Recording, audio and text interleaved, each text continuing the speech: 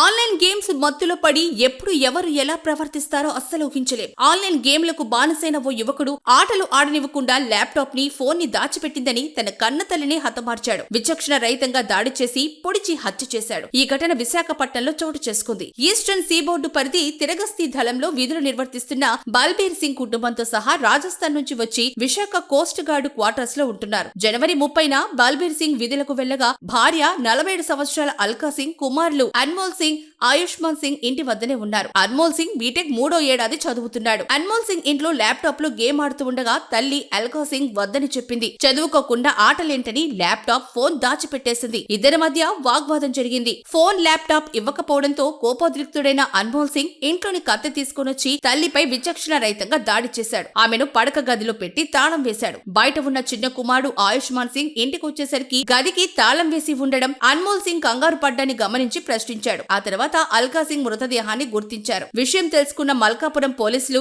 ఘటనా స్థలానికి చేరుకుని నిందితుడిని అదుపులోకి తీసుకున్నారు.